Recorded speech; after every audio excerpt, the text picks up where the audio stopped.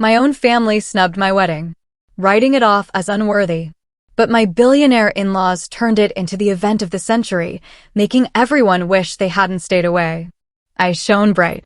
Can you imagine pouring your heart and soul into planning your wedding, only to get a devastating text message from your own parents saying it was beneath them to even show up? My world absolutely shattered that day, but what I didn't know was that my fiancé, my sweet, humble carpenter, was hiding a secret so mind-blowing. It would turn my wedding into a literal media frenzy and leave my high society parents begging for forgiveness before the sun even set. You won't believe what actually happened. It all started with an engagement ring. As I twisted it around my finger, I stared at my phone screen, my stomach clenching into a painful knot. 3 missed calls from Mom, 2 from Dad, and a string of texts that hit me like a physical blow. Eleliana, we've thought about this extensively, and we simply cannot support this union. Your father and I have invested too much in your future to watch you throw it away on a carpenter from Montana. Until you come to your senses, we won't be attending this so-called wedding. I dropped the phone onto the kitchen counter of our tiny Denver apartment, looking around at the wedding planning chaos everywhere. Mason, my incredible fiancé, was working double shifts at the construction site just to help pay for our modest ceremony. I was picking up extra teaching assignments at 3 different schools. We'd saved every single penny for months just for a small church rental and a reception at the community center. The irony burned. My parents, Dr. Patricia Jones and attorney Richard Jones, had always lectured me about character over wealth. Yet here they were, refusing to even meet the man I loved because he didn't have a college degree or a trust fund. Mason walked through the door just as I was trying to wipe away my tears. His heavy work boots creaked on our old hardwood floors, covered in sawdust and concrete powder. But to me, he was the most beautiful thing I'd ever seen. His dark hair was sticking up in all directions, and those green eyes immediately found mine, full of concern. "What's wrong, Ella?" he asked, his voice gentle. I just handed him my phone, unable to speak. He read the messages in silence, his jaw tightening with each line. When he finished, he set the phone down, pulled me into his arms, and whispered, "I'm so sorry, babe. I know how much you wanted them there." "It's not your fault," I choked out, my voice cracking. "They're snobs. But I never imagined getting married without my parents. Mom was supposed to help with my dress. Dad was supposed to walk me down the aisle." Mason pulled back, his calloused hands cupping my face. "We don't need their approval, Elle. We never did. And, honestly, my family's going to love you so much, you'll forget all about them." I managed a weak smile. The truth was, I hadn't met much of Mason's family yet. His parents lived in a remote part of Montana, and they'd been traveling a lot. All I really knew was that his dad, Robert Carter, had some kind of business, and his mom, Susan, was excited to finally meet me. They'd confirmed they were flying in for the wedding with Mason's younger sister, Emma, and a few cousins. "Tell me again about your family," I said later, settling into his arms on our thrift store couch. "I'm nervous about meeting them all at once." Mason chuckled, that low rumble I'd fallen in love with. "There's nothing to be nervous about. Dad's quiet, but incredibly kind. He'll probably try to fix something in your apartment within 5 minutes. Mom will want to cook for you and ask a million questions about your students. Emma will steal you away to talk about books. She's getting her PhD in literature." He pressed a kiss to the top of my head. "And yes, they're really okay with me marrying a girl they've never met. They trust my judgment. Plus, I've told them enough about you that they feel like they already know you.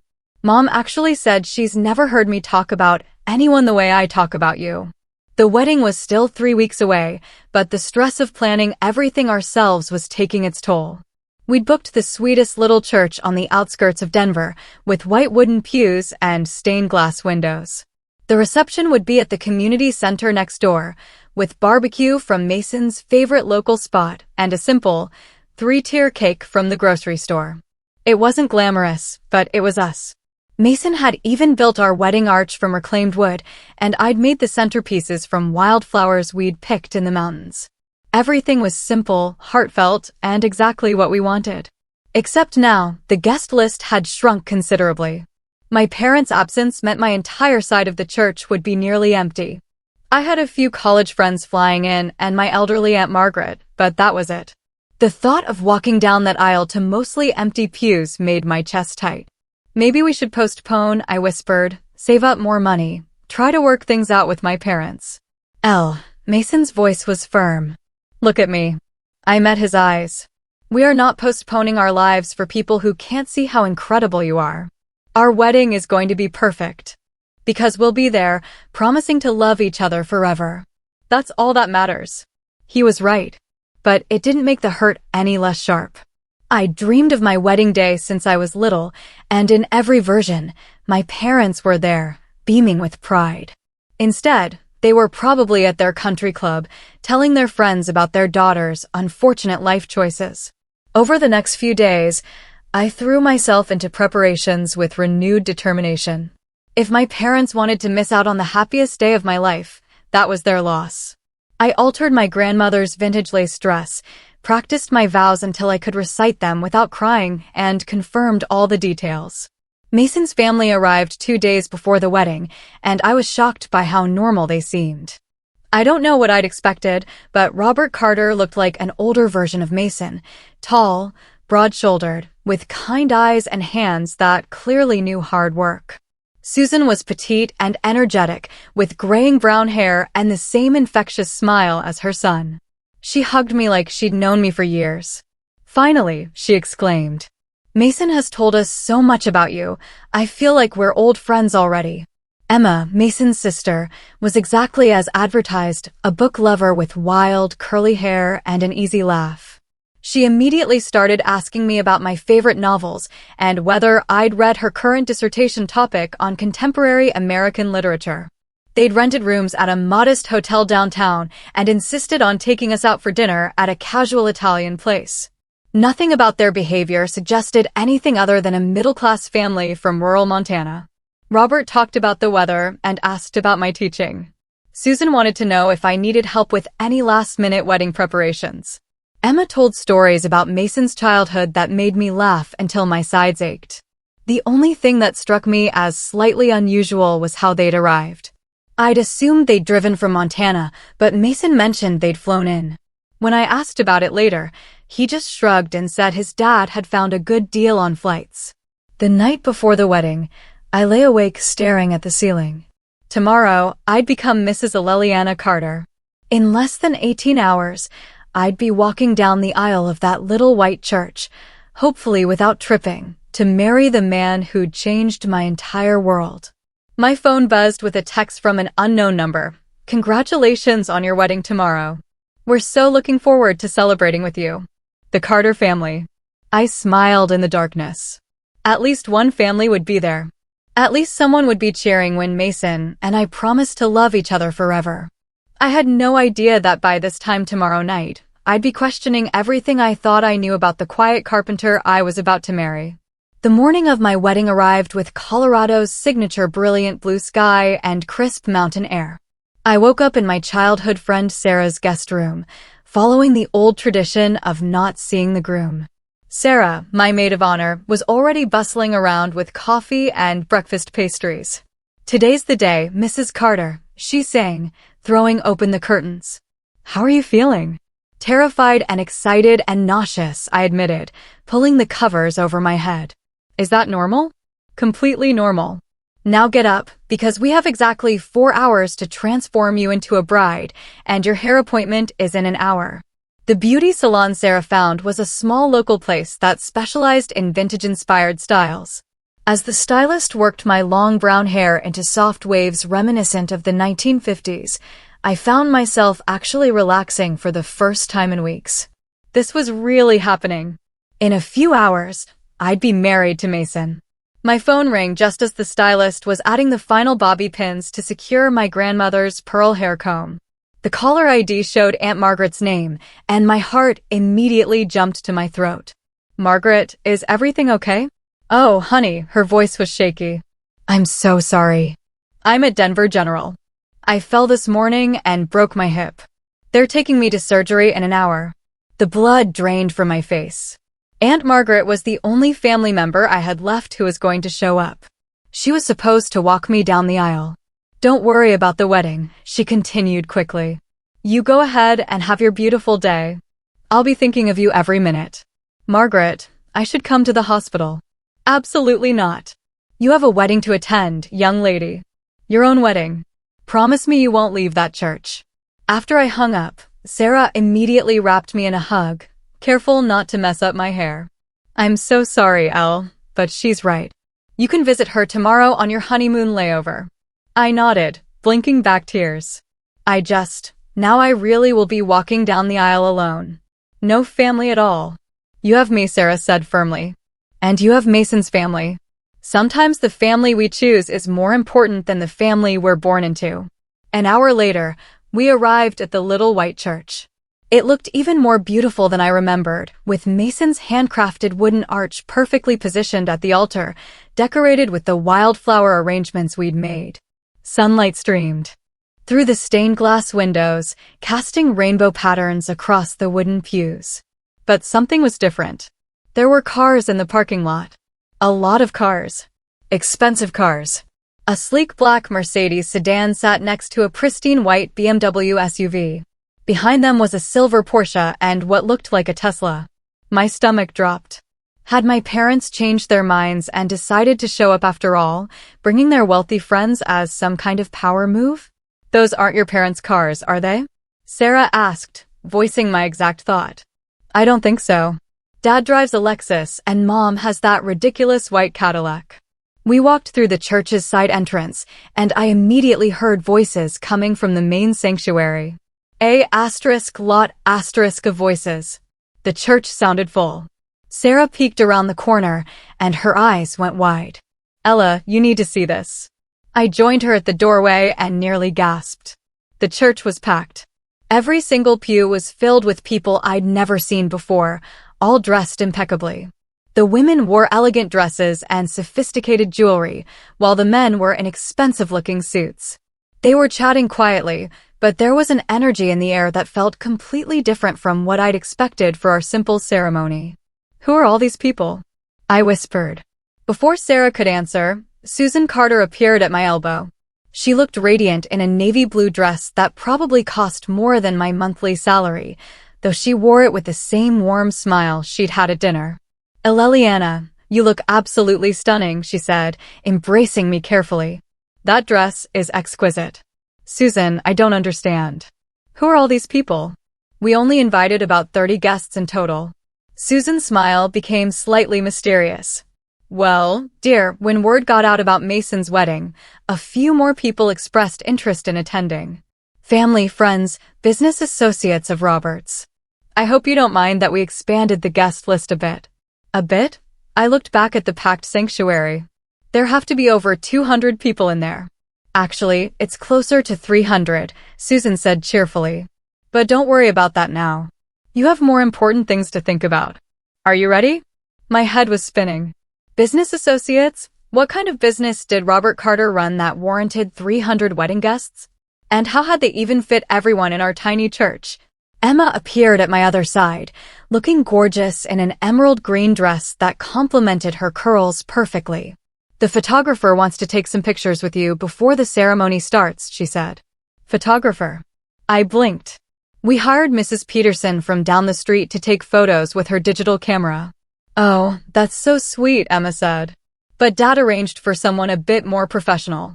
She led me to a small room off the main sanctuary where a man in an expensive suit was adjusting professional lighting equipment that definitely hadn't been there yesterday. Behind him stood a woman with multiple cameras around her neck, the kind of equipment I'd only seen at celebrity weddings. Miss Jones, I'm Marcus Wellington from Wellington Photography, the man said, extending his hand. We're honored to be documenting your special day. Wellington Photography, I'd heard that name before. They'd photographed the governor's daughter's wedding. I think there's been some mistake, I started to say. But Susan placed a gentle hand on my arm. No mistake, dear. Robert and I just wanted to make sure this day was captured beautifully. Now, shall we take some portraits? The next 30 minutes passed in a blur of professional photography. Marcus positioned me like a fashion model. I kept catching glimpses of the sanctuary filling up even more. People continued to arrive, and I noticed several individuals who looked vaguely familiar, though I couldn't place where I'd seen them. "Sarah," I whispered when she returned from checking on the reception setup. "Please tell me you know what's going on." Her face was pale. I want to check on the community center, and it's not the community center anymore." "What do you mean?" "I mean, there are catering trucks outside." "Expensive catering trucks. And florists, and what looks like a full bar setup, and party planners with clipboards directing people around like they're setting up for some kind of gala." My heart started racing. "That's impossible. We booked the community center. We're serving barbecue from Jimmy's Place and grocery store cake." "I think," Sarah said slowly, "Mason's family might have made some changes." Before I could process this, the church organist began playing the processional music. It wasn't the simple hymn we'd chosen, but something that sounded like it belonged in a cathedral, rich, complex, and played on what sounded like a much more expensive organ. "It's time," Susan said, appearing beside me with a bouquet that definitely wasn't the modest arrangement of daisies and baby's breath I'd ordered.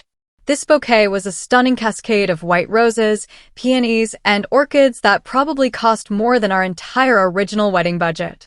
"Susan, I don't understand what's happening." She took my hands, and for the first time, I noticed the massive diamond ring on her finger, not the simple gold band. I finally reached the altar. He stepped forward and took my hand, his familiar touch grounding me in the midst of all the surreal luxury. "You look incredible," he whispered, and for a moment, everything else faded away. The officiant began the ceremony, and I tried to focus on the words, on the vows we'd written, on the promises we were making. But my mind kept wandering to the impossible guest list. How did a carpenter from Montana know the governor of Colorado? When it came time for our vows, Mason's voice was steady and clear as he spoke the words we'd practiced in our tiny apartment. But as he promised to love me through whatever surprises life might bring, there was something in his eyes that suggested he knew exactly what surprises were coming. My own vows felt surreal as I spoke them to this packed audience of strangers, but when I looked into Mason's face, the words came from my heart, just as they had when we'd practiced alone. "You may kiss the bride," the officiant announced, and Mason's lips met mine as 300 people erupted in applause. The photographers' cameras flashed continuously, and I realized this moment was being documented like a state event. As we walked back down the aisle together, now husband and wife, I caught sight of something that made my heart stop. In the very back pew, looking uncomfortable but definitely present, sat my parents. My father was wearing his best suit and looked like he'd rather be anywhere else. My mother had her phone out and was taking pictures, tears streaming down her cheeks. They had come. Somehow, despite everything they'd said, they were here. "Mason," I whispered as we reached the back of the church. "My parents are here." He followed my gaze, and his expression shifted to something I couldn't quite read. "I know," he said quietly. "I'll explain everything at the reception." Before I could ask what he meant, we were swept outside by the photographers for more pictures. The parking lot had somehow been transformed as well. A red carpet led from the church steps to a line of luxury cars that definitely hadn't been there when I'd arrived. Rose petals covered the ground, and more professional photographers captured every moment. "Mrs. Carter," Marcus the photographer called out. "We'd like to get some shots by the Bentley." I looked around confused until I realized he was talking to me. Mrs. Carter. That was my name now. And apparently there was a Bentley involved in our wedding photos. The car was a pristine white Bentley Continental, decorated with white ribbons and more of those expensive roses. Mason helped me pose next to it, his hand warm on the small of my back, but I could feel the tension in his shoulders. "Whose car is this?" I whispered. "It's yours now," he said simply. "Wedding gift from my parents." A Bentley? His parents had given us a Bentley as a wedding gift? Carpenter's parents didn't give Bentleys as wedding gifts. After what felt like hundreds more photos, we were ushered into the back seat of the luxury car by a man in a chauffeur's uniform who addressed Mason as Mr. Carter, with a level of formality that suggested this wasn't their first meeting. As we drove the short distance to what should have been the community center, I stared out the window in shock. The parking lot was filled with more luxury vehicles, and professional valets were helping guests out of their cars. A red carpet led to an entrance that had been completely transformed with what looked like thousands of dollars worth of flowers and lighting. "Mason," I said, my voice barely above a whisper. "What is happening?" He took my hands in his, and I could see the conflict in his face. "There's something I should have told you a long time ago. Something I wanted to tell you, but I wasn't sure how." "What kind of something?" He took a deep breath. "My family, we're not exactly who you think we are." The chauffeur opened our door, and the sounds of a full orchestra drifted out from what had once been a simple community center. Through the glass doors, I could see crystal chandeliers that definitely hadn't been there yesterday, and what appeared to be a full ballroom setup with round tables draped in white linens. "How? Not exactly." I managed to ask. Mason helped me out of the car, and as we stood on the red carpet with photographers capturing our every move, he looked into my eyes with an expression that was part love, part apology, and part something that might have been relief. "My father isn't just in business, Al. He owns Carter Industries. And, well, Forbes estimated our family's net worth at around $3 billion last year." The world tilted sideways. $3 billion? My husband, my carpenter husband, who worried about overtime shifts and shopped for groceries with coupons, was a billionaire? "That's impossible," I whispered.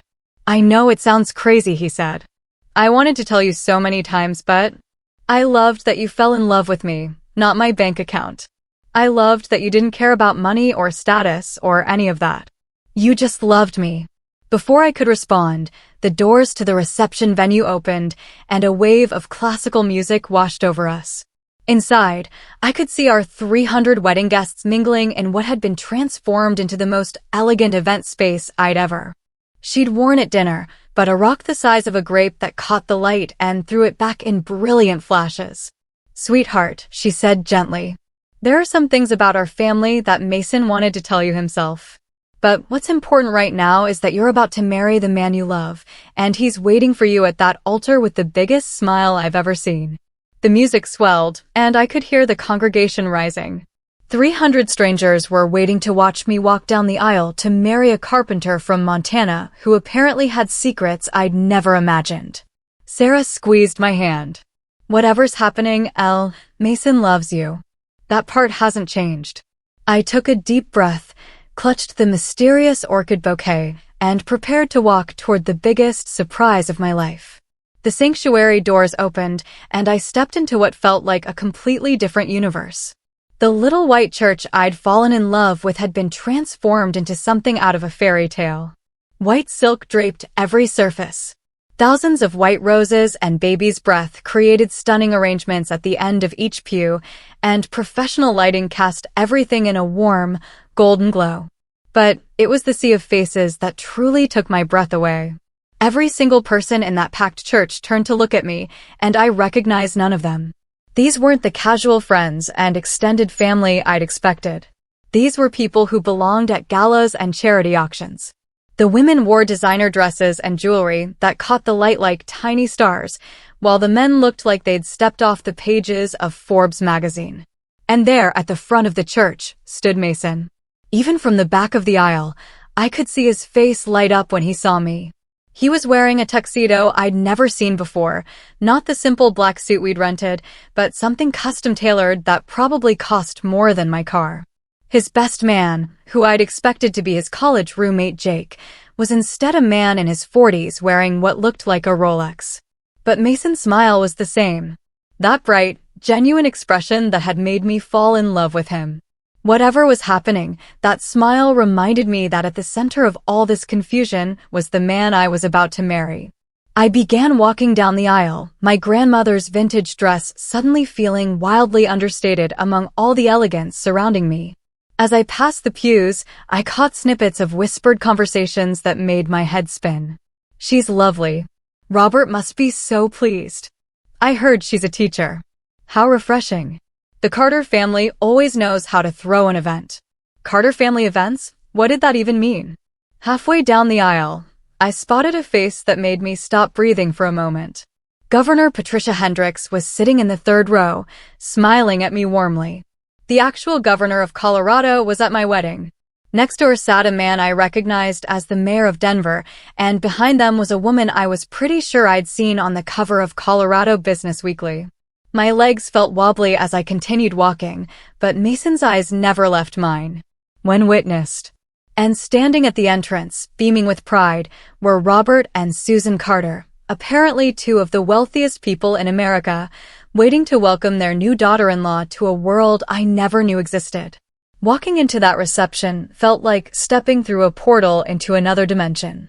The community center I'd visited just days ago had been completely gutted and rebuilt into something that belonged in a luxury hotel. Crystal chandeliers hung from a ceiling that had somehow been raised and draped in flowing white silk. The concrete floors were now covered in gleaming hardwood, and floor-to-ceiling windows had been installed where blank walls used to be, offering stunning views of the Rocky Mountains. Round tables for 10 were positioned throughout the space, each covered in ivory linens and topped with towering centerpieces of white orchids, roses, and peonies. The silverware looked like actual silver, and the wine glasses were crystal that caught the light like diamonds. A full orchestra was set up on a stage that definitely hadn't existed yesterday, playing classical music that made our original playlist of country songs seem laughably inadequate.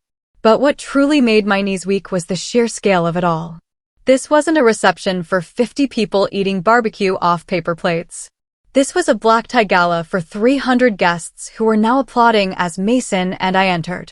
Professional servers in crisp uniforms circulated with champagne that probably cost more per bottle than I made in a week. Mrs. Carter, a woman in an elegant black dress, approached us with a clipboard. "I'm Jennifer Walsh, your event coordinator. Everything is proceeding perfectly on schedule. The cocktail hour will continue for another 30 minutes, then we'll transition to dinner. The menu has been tailored to your preferences as discussed." I stared at her blankly. I never discussed any menu with anyone. Jennifer's smile didn't falter. "Of course, the preferences your mother-in-law shared with us.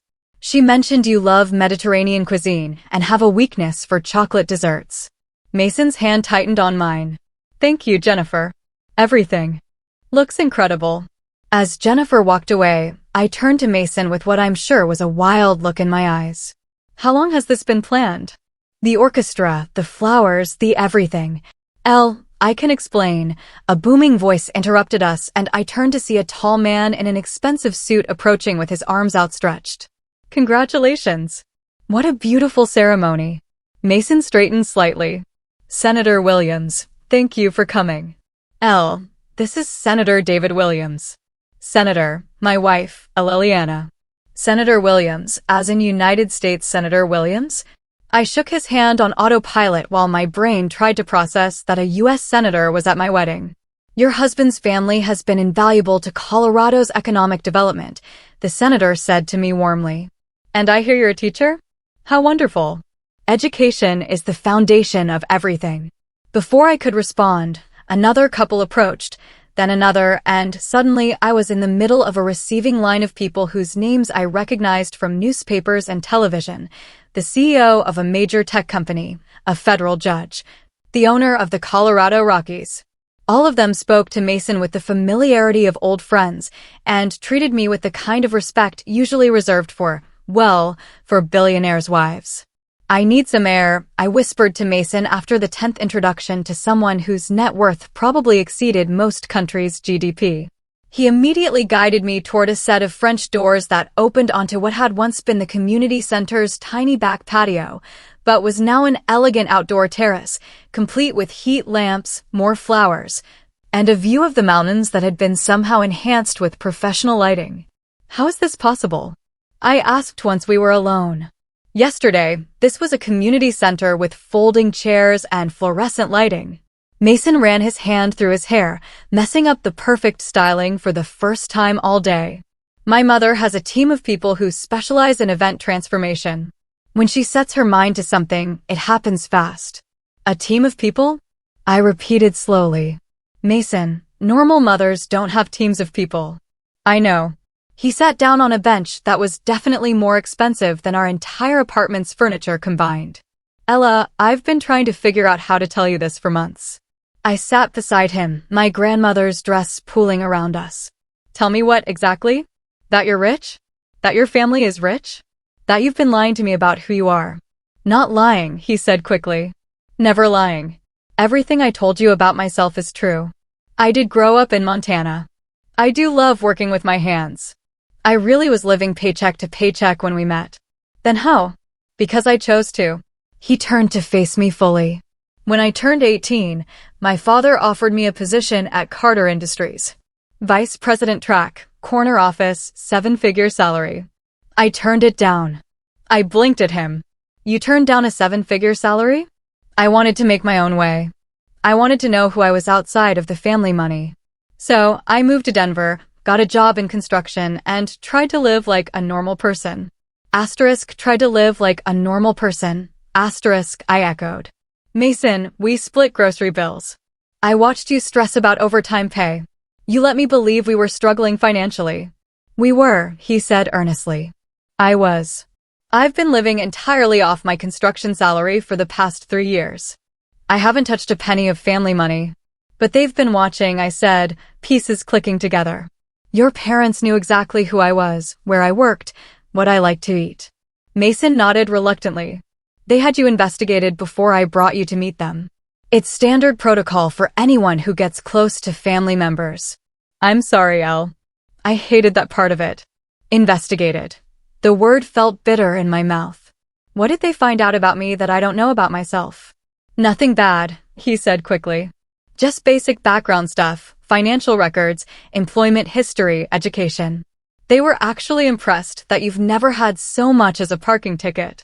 I stood up abruptly, needing to pace. This is insane, Mason. People don't get investigated for dating construction workers. People don't transform community centers overnight. People don't invite U.S. senators to their weddings. The Carters do, he said quietly.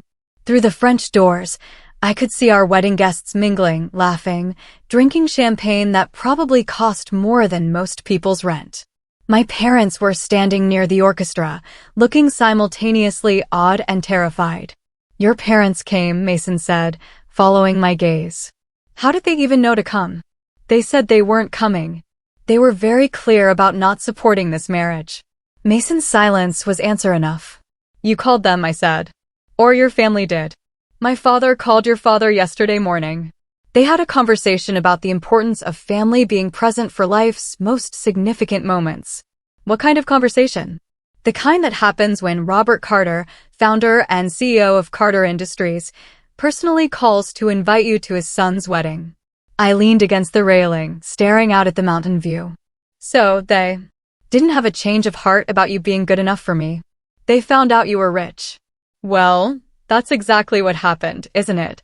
My parents, who refused to attend their daughter's wedding because her fiancé was just a carpenter, suddenly showed up the moment they discovered he was actually a billionaire. Mason moved to stand beside me. Does it matter why they came? They're here now. It matters because it proves everything I already knew about them, I said, my voice breaking slightly. They don't love me. They love the idea of what I can do for their social status. Inside, Jennifer, the event coordinator, was announcing that dinner would be served in 10 minutes. Through the glass, I could see our guests moving toward their assigned tables, each marked with calligraphy place cards that probably cost more than our original wedding invitations. What happens now? I asked. Do I go back in there and pretend I belong in a room full of senators and CEOs? Do I smile and make small talk with people whose weekly grocery budget is more than I make in a year? Mason took my hands in his. You don't have to pretend anything. You belong in that room because you're my wife. Because you're brilliant and kind, and you make me want to be a better person every single day. But I'm not one of them, Mason. I grade papers at the kitchen table and shop at thrift stores and drive a car with duct tape holding the bumper on. Neither am I, he said firmly. Money doesn't change who you are inside, Elle. I'm still the same guy who fell in love with you in that coffee shop. I still want to build things with my hands and come home to you every night. The orchestra began playing what sounded like a dinner chime, and I could see guests taking their seats at tables that probably cost more to set than most people's wedding budgets. I looked at my husband, my billionaire husband, and realized that everything I thought I knew about my life had just changed forever. Taking a deep breath, I walked back into the reception with Mason's hand in mine. If I was going to be Mrs. Carter now, I might as well see what that actually meant. Dinner was already underway, and we were escorted to a head table that faced the entire room. I found myself seated between Mason and his father, Robert, with a perfect view of all 300 guests. The meal was unlike anything I'd ever experienced. Each course was a work of art, presented by servers who moved with choreographed precision. The appetizer alone, some kind of seared scallop with truffle oil and microgreens, probably cost more than most people's entire dinner out. Wine flowed freely, and I noticed that every bottle being served had labels I couldn't pronounce and vintage dates that suggested they'd been aging longer than I'd been alive. "So, Aleliana," Robert Carter said beside me, his voice carrying the quiet confidence of someone accustomed to being listened to. "Mason tells me you teach 4th grade." "Yes," I managed, still feeling surreal about having a casual conversation with a billionaire. "At Riverside Elementary. I've been there for 3 years. Education is the great equalizer," he said thoughtfully. "Some of my most successful business partnerships have been with people who started with nothing but a good teacher who believed in them." Despite everything, I found myself warming to Mason's father. Unlike my own parents, who viewed teaching as something I did until I found a real career, Robert spoke about education with genuine respect. "Mason also mentioned you're working on your master's degree," Susan added from across the table. "Educational leadership, isn't it?"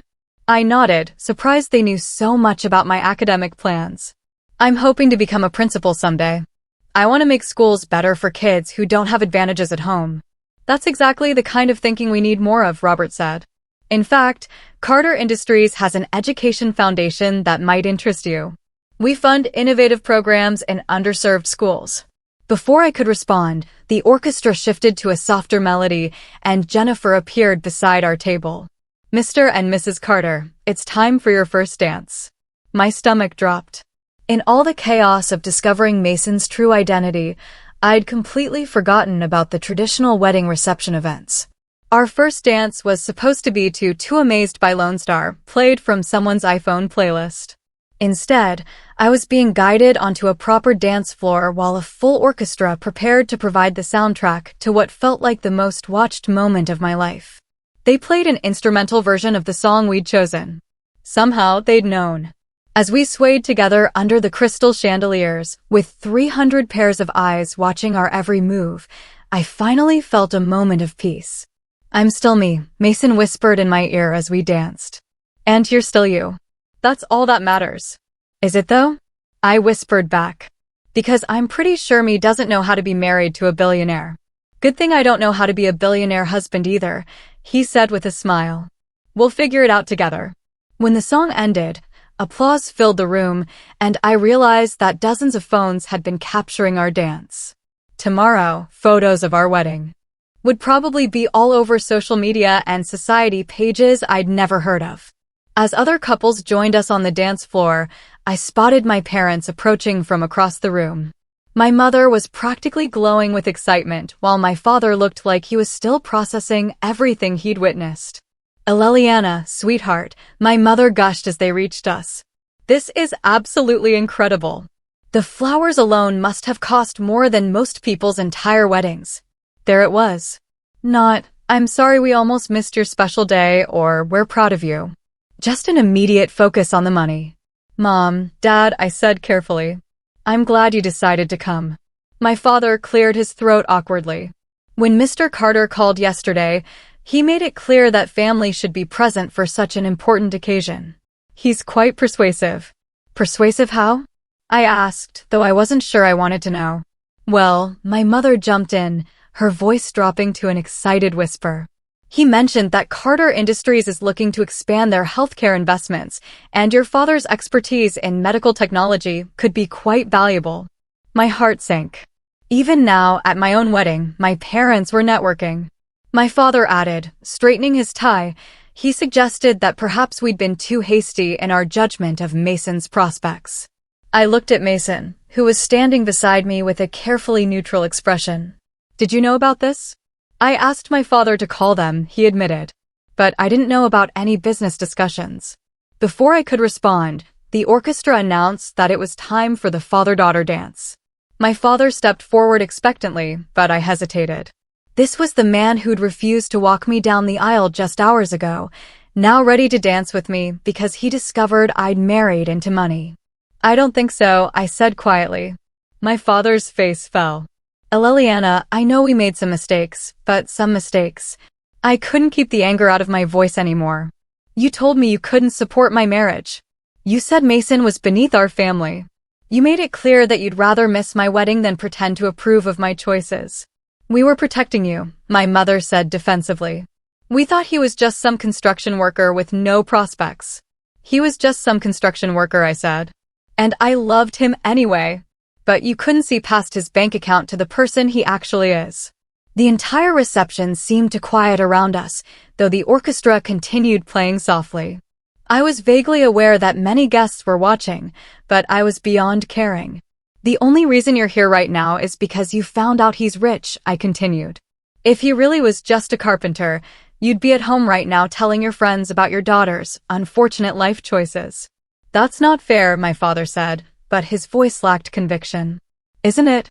I looked around the opulent reception at the hundreds of guests who belonged to a world I'd never known existed. Tell me honestly, Dad, if this was the same community center reception we originally planned, if Mason really was just making construction wages, would you be here? The silence that followed was answer enough. Robert Carter appeared beside us, his presence immediately commanding attention. Dr. Jones, Mrs. Jones, he said politely.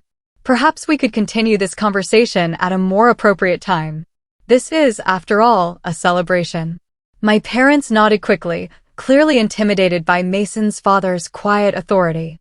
They melted back into the crowd, leaving me standing in the middle of the dance floor, feeling like I just had my heart broken all over again. I'm sorry, Mason said softly. I thought if they saw how much I love you. They didn't come for love, I said, watching my parents across the room as they introduced themselves to other wealthy guests. They came for networking opportunities. Emma Carter appeared at my elbow, elegant and warm. Want to get some fresh air? There's something I think you should see. She led me back outside to the terrace, where the mountain view was now illuminated by professional lighting that made the peaks look magical against the night sky. On a small table sat a laptop computer, its screen glowing softly. What's this? I asked. Social media, Emma said with a grin. Your wedding is trending. I stared at the screen in shock. Hashtag Mason Carter Wedding was indeed trending on multiple platforms, with hundreds of posts from guests sharing photos and videos of the ceremony and reception. But what surprised me wasn't the social media attention, it was the comments. Most beautiful bride ever. Hashtag couple goals. This is what true love looks like. She seems so down to earth and sweet. Lucky girl, but he's lucky too. Look how happy they are together. Real love story. You can see it in their eyes. Emma, I said slowly. These people don't even know me. No, she said with a smile. But they can see what we all see.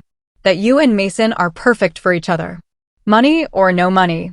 As I scrolled through hundreds of positive comments from strangers who had watched our story unfold online, I realized something important. My parents' approval had never really mattered. What mattered was the life Mason and I were going to build together, and the family that had welcomed me with open arms from the very beginning. The orchestra began playing again, and, through the French doors, I could see Mason searching the crowd for me, his face lighting up when he spotted me on the terrace. For the first time since walking into that transformed church, I felt ready to embrace whatever came next. Walking back into the reception, I felt different, lighter somehow, as if confronting my parents had lifted a weight I didn't realize I'd been carrying. Mason immediately appeared at my side, his relief visible when he saw my face. How are you feeling? He asked softly. Like I'm exactly where I'm supposed to be, I said, and meant it. The evening continued to unfold like something out of a dream. The cake-cutting ceremony involved a 4-tier masterpiece that looked like it belonged in a museum rather than being eaten. Each layer was a different flavor: vanilla bean with raspberry filling, chocolate with salted caramel, lemon with lavender buttercream, and red velvet with cream cheese frosting. It was so far removed from our original grocery store sheet cake that I couldn't help but laugh. "What's funny?" Mason asked as we posed for photos with the ornate cake. "I'm just thinking about how we spent 3 weeks debating whether we could afford the upgrade from vanilla to chocolate," I said. "And now we have 4 different flavors, each probably costing more than our entire original budget." "Do you miss it?" he asked quietly. "The simple version we planned?" I considered this as the photographer directed us to cut the first slice. "I miss the innocence of it," I admitted. "But I don't miss feeling like we had to choose between things we wanted because of money." As the evening progressed, I found myself in conversations that would have terrified me just hours earlier. Senator Williams' wife, Margaret, turned out to be a former teacher who was passionate about education reform. We spent 20 minutes discussing literacy programs and standardized testing while our husbands talked about infrastructure bills. "You know," Margaret said, sipping her champagne, "the Carter Education Foundation is always looking for passionate educators to help guide their programs. You should consider getting involved." Before I could respond, a commotion near the entrance caught my attention.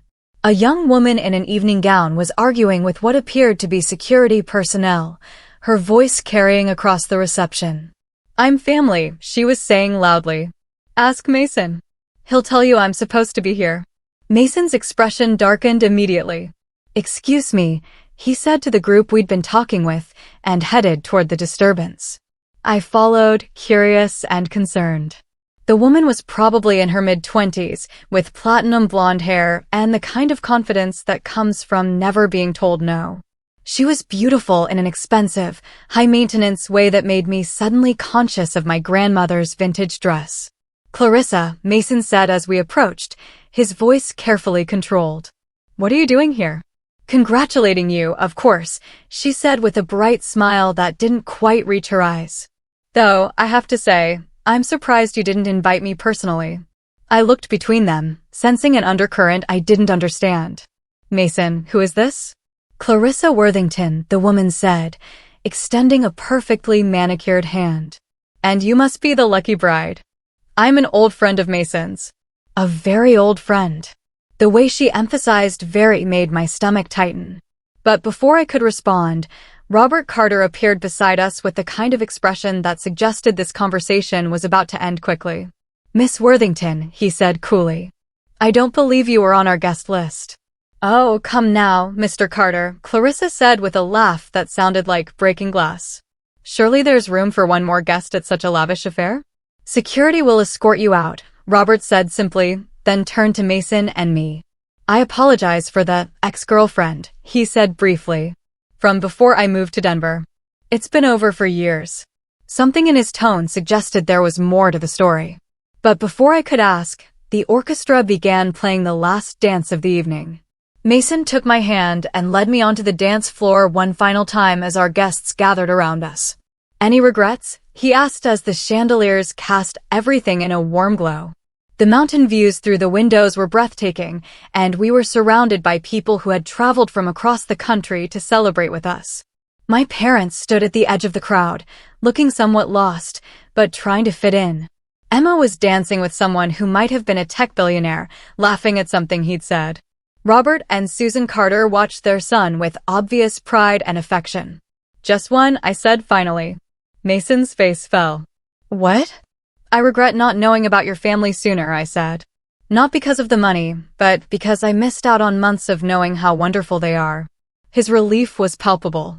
"They've been dying to properly welcome you to the family," he said. "Mom's already planning Christmas, and she wants to know if you'd be interested in joining the foundation's board of directors, the Education Foundation, among others. Carter Industries supports about 15 different charitable organizations. Mom thinks you'd be perfect for the education and children's welfare boards." The idea of having the resources to actually make a difference in children's lives was both thrilling and overwhelming. "Mason, I don't know anything about running a foundation." "You know about teaching kids and making their lives better," he said. "That's more important than knowing how to read financial reports."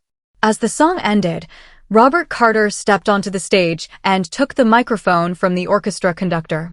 Ladies and gentlemen, his voice carried easily across the room. Thank you all for being here tonight to celebrate Mason and Aleliana's wedding. As many of you know, family is everything to Susan and me. Tonight, we're not just celebrating a marriage. We're welcoming a remarkable young woman into our family. He looked directly at me, and I felt tears starting to form.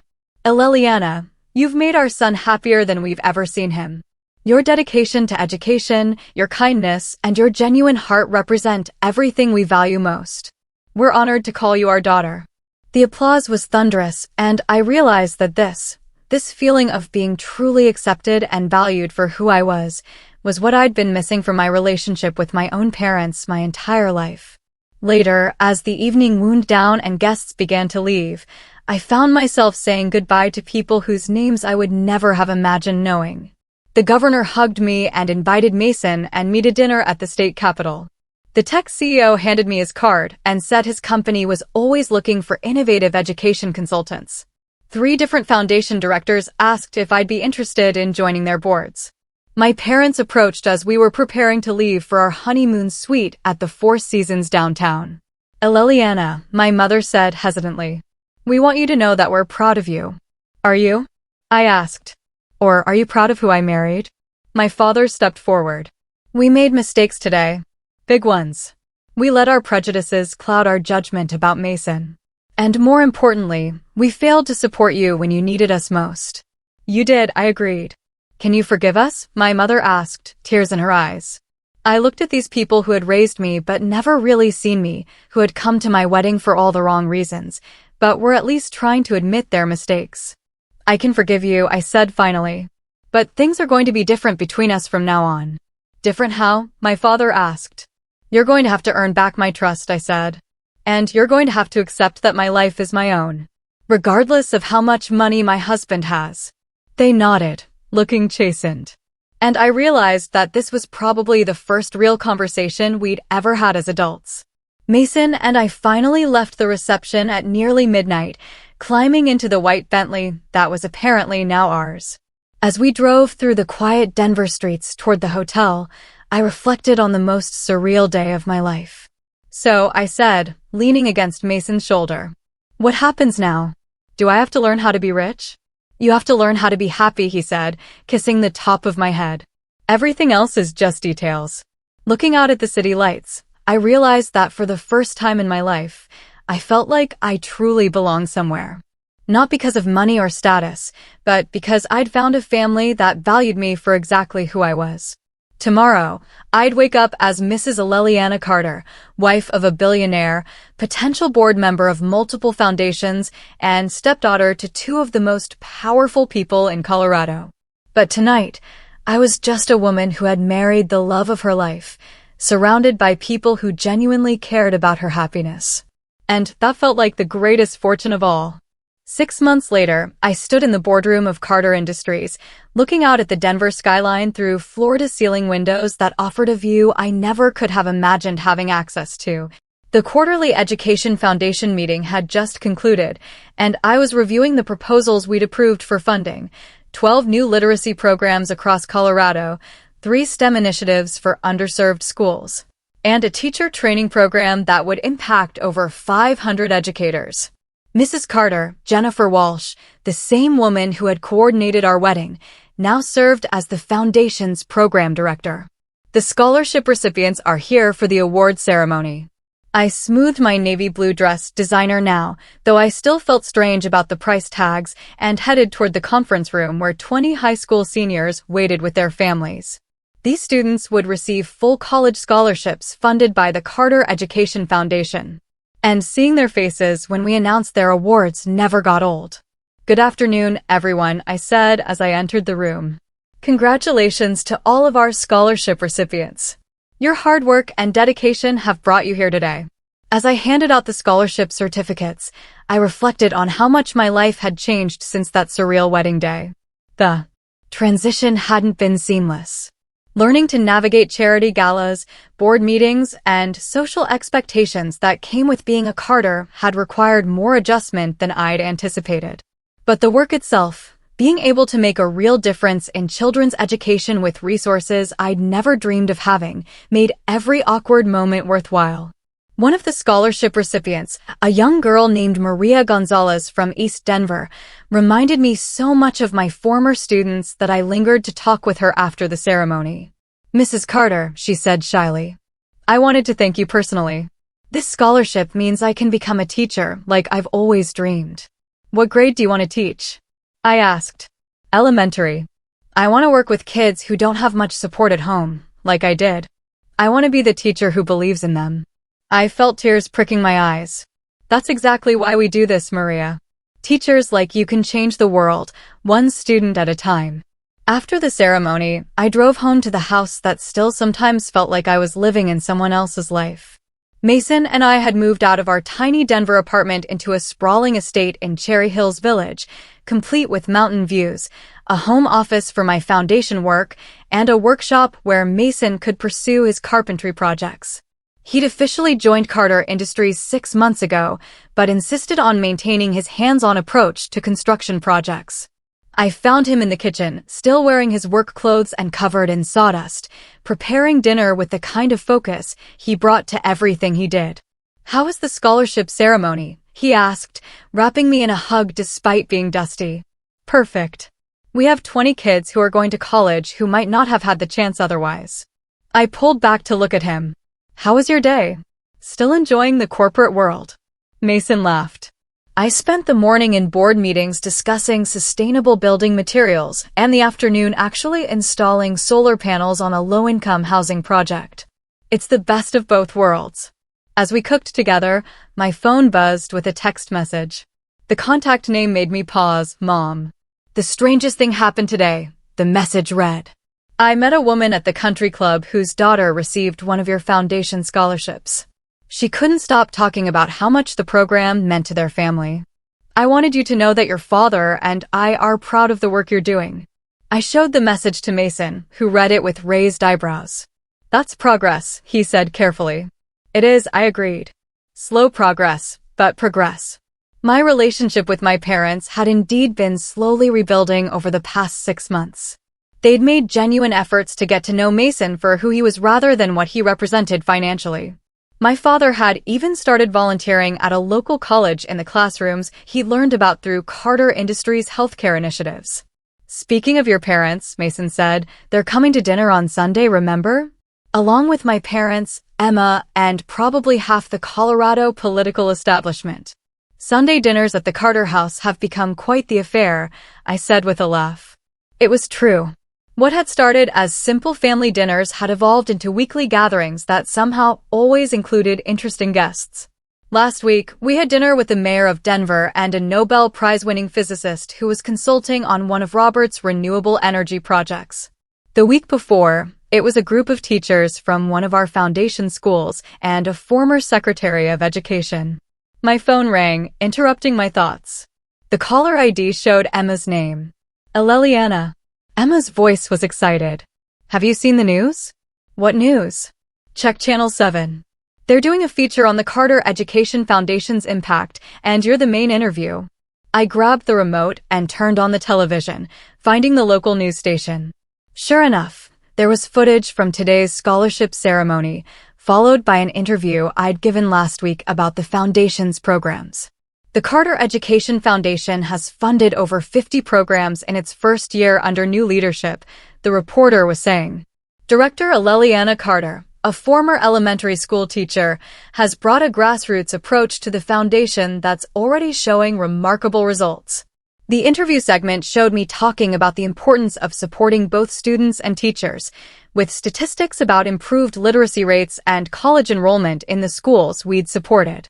Mrs. Carter represents a new generation of philanthropic leadership, the reporter continued. Her background in education has helped the foundation focus on programs that create lasting change rather than just providing funding. Mason wrapped his arms around me from behind as we watched. "Look at you, changing the world." "We're changing the world," I corrected. "None of this would be possible without Carter Industries' support." The news segment ended with footage of our wedding day. Apparently, that event was still considered newsworthy 6 months later. Seeing ourselves dancing at that incredible reception, surrounded by all those influential guests, it felt like watching someone else's life. Do you ever miss it? Mason asked quietly. The simplicity of before? I turned in his arms to face him. I miss some things. I miss the feeling that our problems could be solved with overtime pay and coupon clipping. I miss feeling like I knew exactly who I was and where I fit in the world. But I don't miss feeling powerless to help the kids who needed more than I could give them on a teacher's salary. I don't miss watching talented students give up on college because they couldn't afford it. I don't miss feeling like the problems I cared about were too big for me to make a real difference.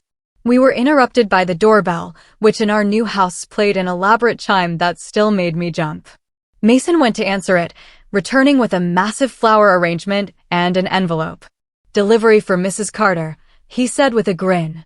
The flowers were from the family of one of our scholarship recipients, with a note thanking me for making dreams possible. The envelope contained an invitation to speak at the National Education Foundation's annual conference in Washington, D.C. They want you to give the keynote address on innovative philanthropy and education, Mason said, reading over my shoulder. That's terrifying, I said immediately. That's amazing, he countered. You've become one of the most respected voices in education philanthropy in less than a year. As if to prove his point, my phone rang again. This time it was a producer from a national morning show wanting to interview me about the scholarship program for a segment on education funding. After I hung up, Mason and I looked at each other and started laughing. Remember when your biggest worry was whether we could afford flowers for the wedding, he said. Remember when you were afraid to tell me your family had money because you thought I might love you for the wrong reasons? I countered. We finished preparing dinner in comfortable silence, and as we sat down to eat, I realized that this quiet moment with my husband in our kitchen, talking about work that mattered and planning for a future that could impact thousands of lives, was exactly the life I was meant to have. My phone buzzed one more time with a text from, "Thank you for seeing her potential when others didn't. You've changed our entire family's future. Robert Gonzalez." I showed the message to Mason, who smiled that same bright smile that had made me fall in love with him in a coffee shop that felt like a lifetime ago. So, he said, reaching across the table to take my hand. Any regrets about marrying a billionaire? Just one, I said, enjoying the moment of worry that crossed his face. What's that?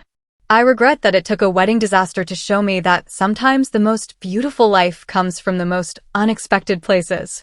Outside our windows, the Colorado mountains stood silhouetted against the sunset. And I thought about the girl who had walked down the aisle 6 months ago, afraid her family wouldn't show up to her wedding. That girl had no idea she was walking toward a life beyond her wildest dreams. Not because of money, but because she was about to discover what it meant to be truly valued, truly supported, and truly loved. The wedding my parents had tried to ignore indeed became the event of the century, but more importantly, it had become the beginning of a story I never could have written for myself, one where a teacher from Denver got to change the world, one student at a time. And that, my friends, was worth more than all the Bentleys, designer dresses, and crystal chandeliers in the world. So, tell me, have you ever had a moment where everything you thought you knew about someone, or even your own life, completely flipped on its head? What would you have done in my place, especially when faced with your family's sudden change of heart? I'd love to hear your thoughts and experiences in the comments below.